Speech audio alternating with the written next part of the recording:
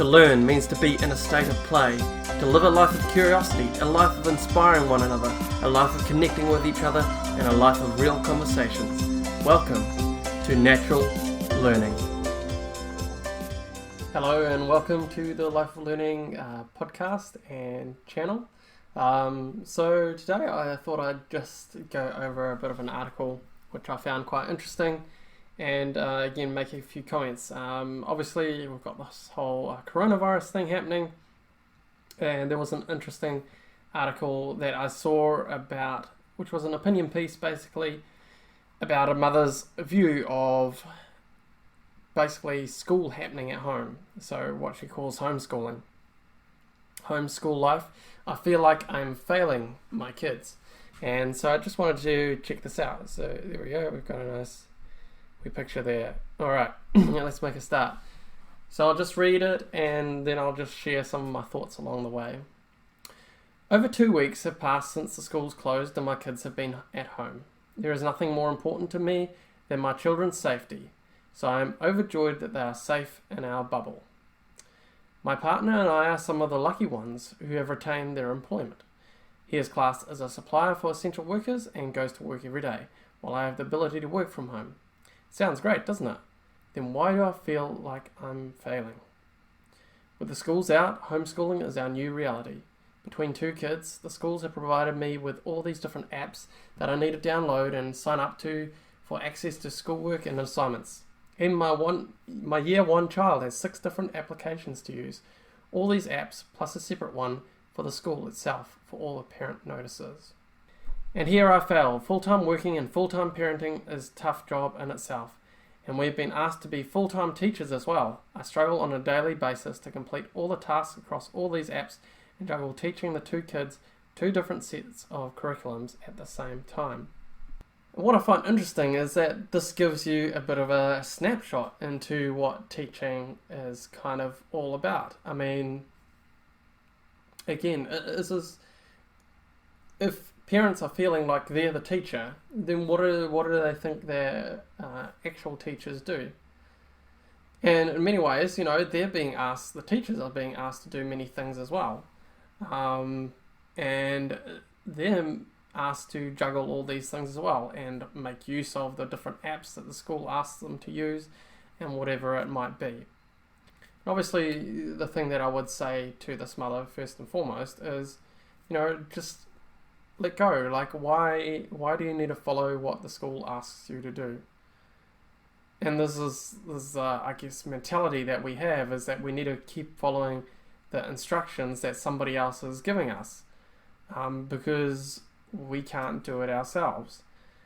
And it does give you a bit of an idea as to what teachers are doing. I mean, she's saying that she's struggling to take a little bit of time each day to teach 2 different kids 2 different sets of curriculums at the same time. Well, what do you think happens within a classroom of 25 where there's 25 different children, all who essentially do need a different curriculum? Well, I might come back to that later, but that's the thing, is like, well, what do you think happens? What do you think happens in classrooms when you're trying to do the best for each individual, but you've got 25 of them? You don't have time for that. And so yeah, I mean, I can understand her sort of frustration, but yeah, this is quite an interesting way of thinking. She carries on saying, talking about time, can someone please find the mythical parallel universe for me where I can work in one and teach my kids in the other, maybe 3 of them, so that I can teach each kid in separate ones and work in one. And again, this is kind of this mindset of, again, like, because people haven't taken that responsibility of, you've completely outsourced the education of your children to somebody else. And so they're thinking even about, okay, how do my children actually learn? What is it they learn? How do they learn? When people are confronted with this, they have no idea. who are these people in my own house? I don't know how they learn. Like, I don't know what's important to them, what they're interested in, what should come next or whatever. And that's, I think, for me, it speaks more of a lack of connection, really. And obviously, I applaud that this lady is putting these things out in public, and she is going to be criticised, obviously, by me as well. But that's the thing, is that she's not the only one thinking these things. She goes on to say, my breaks these days are made up of me trying to log in / open apps to find the assignments and try to squeeze in whatever I can. I even answered some of the questions for my year 1 child because she was taking too long and my break was up. And this is the thing, is this is exactly what happens at school as well. In essence, is you structure time for students to do certain things. You say, okay, they're going to spend 10 minutes on this or that, and then they don't get it done. Like, they don't follow your timetable. Or some kids might get it done, and they might get it done really quickly, and others don't. And they all do it at various speeds because some of them are more interested in it and some of them are less. And that's the thing, is why, asking the question, why was her year 1 child taking so long? Was it actually interesting? It's just like this mindset of, well, we need to get through the work. We need to get through the work. Otherwise, something bad is going to happen, and this is going to become apparent throughout the article, that if we don't get through the work, something bad is going to happen. And then, she's like cheating her own mind in terms of she's doing the year 1 child's work for her as well. And that's the thing. I mean, a lot of schooling is about the look. It's not about actually producing anything of value. It's not about making sure that, in terms of whether the children learn anything, in a sense, is sometimes irrelevant. It's more, does it look like they're learning something? And I mean, I've seen this in when we do parent-teacher interviews and those sorts of things. There we go. Getting kids to do their studies in the afternoon is great, and I'm sure a lot of parents are doing exactly that. Our work usually finishes up around 6 p.m, and then the juggle starts with getting dinner ready and trying to teach. Dinner wins almost every time. Well, yeah. How exciting is the schoolwork? Probably not very exciting. And yeah, you pushing them to do it. Again, what do you expect teachers are doing in the classroom? Sure, they maybe found some other more manipulative ways of trying to push things, but at the end of the day, they're trying to push things onto children. And yes, I realize, I understand that parents have divorced themselves from the education of their children so much that they don't realize that this is necessarily going on. But this is what schooling is. And yeah, I mean, I don't know, she sounds a little bit sarcastic in terms of saying getting kids to do their studies in the afternoon is great. Again, why are they taking so long to do this work? Is it because they don't really care about the work and actually it's not that interesting to them? And yeah, of course dinner's going to win every time. And then she goes on. Have you tried teaching kids new concepts after dinner? Have you succeeded? If so, please tell me how you have achieved the impossible. Again, that's not impossible. There have been plenty of people who have taught their children how to do things after dinner. But basically all of those things are if the child is wanting to learn them. And if you're having a conversation after dinner and you talk about things and the child is really fascinated, then you have a conversation and the child learns some things.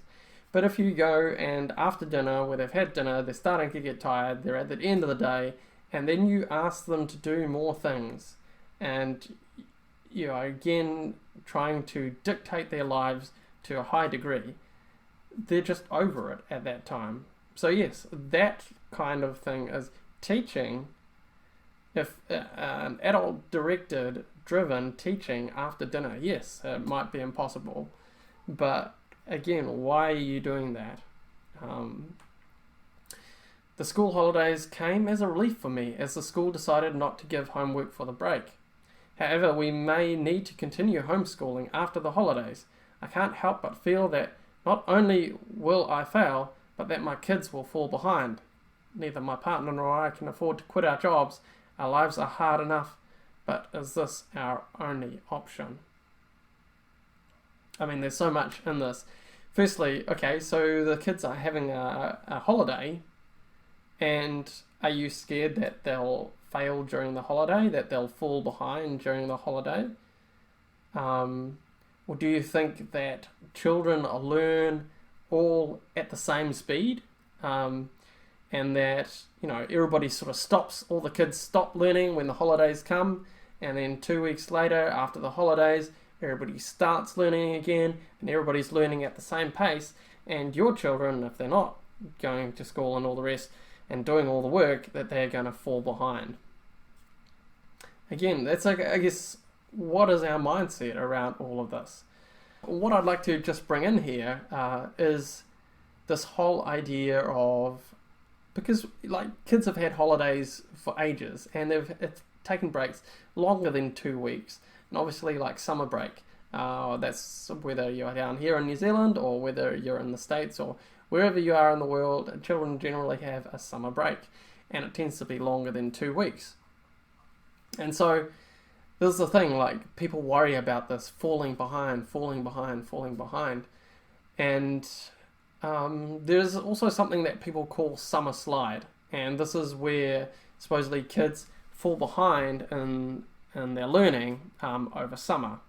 And there's a few points to be made about that. Particularly, there's an author called Kerry McDonald, and she points out that, well, firstly, if kids are falling behind, if they're losing everything that they learned over summer, then did they actually learn it in the first place? I'll maybe just jump quickly to that article. And it's interesting, she, Kerry McDonald quotes John Holt, who's quite a famous sort of educationalist, and in his 1964 best-selling book, How Children Fail, Boston-based educator John Holt writes, "No matter what tests show, very little of what is taught in school is learned.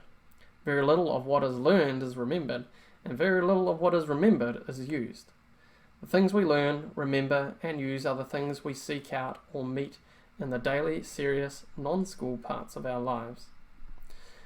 And yeah, this is the thing, is that and we've all heard the phrase, if you don't use it, you lose it. And this is the thing, is because a lot of what we learn in school, learn in school, are not things that are actually useful to the general child, nor even to the general adult. And so, yeah, of course, we're going to summer slide in that sort of sense. That's because we never really learned it in the first place, because it's not actually useful to our lives, and it doesn't really stay in our memory. It can stay in our memory to a certain extent for the use of a test. Possibly we can cram certain memorization tasks into a test, but then that's the reason why we're memorizing them, and they don't go into our long-term memory in terms of, because they're only useful for a short series of time. But what I also wanted to talk about was summer slide, and people thinking, well, you need to get them back to school, and otherwise everything goes wrong, and it's the end of the world. They lose everything that they've learned. There's another great author is Peter Gray, and this is from his article titled "Facts and Fiction About So-Called Summer Slide." And he makes the same point as Kerry McDonald, and he kind of links it in there. But then he goes a little bit further and looks at some of the research around all of this. And so he looks into the research, and he realizes that there have been a few studies into this, and he notes that in terms of reading in particular, that there is either no significant change or an increase in reading ability over summer. And that seems to make sense, because children actually are not forced to just read the books that they're supposed to read, but they've actually got a lot more time to read for pleasure, to read for enjoyment, and so their reading actually increases, and they spend a lot more time reading often, and so their reading ability increases. What does seem to happen is that there seems to be a decline in their mathematical ability. So why do kids lose some of their mathematical abilities over summer? And the interesting thing is that you need to actually split maths up a little bit. So Peter Gray talks about that math calculation declines over summer, but math reasoning actually increases over summer. And what we mean by that is that, yes, children will lose their ability to do various calculations. So there's certain algorithms that addition and subtraction, multiplication, division, all those sort of rote learned things, they will lose those over summer, basically because they don't use them and they're not really useful to their lives in a large extent, and other things like that, that they don't actually use much. So those sort of things will probably decline over summer, and they do in these various tests. But maths reasoning then increases, and that also makes sense because throughout summer you're doing really practical stuff, you're outside, and the kids are solving problems constantly, especially when they've got more time to themselves, and they're not being so adult directed all the time. And so they're solving problems, and so their reasoning ability actually increases. And so that makes sense.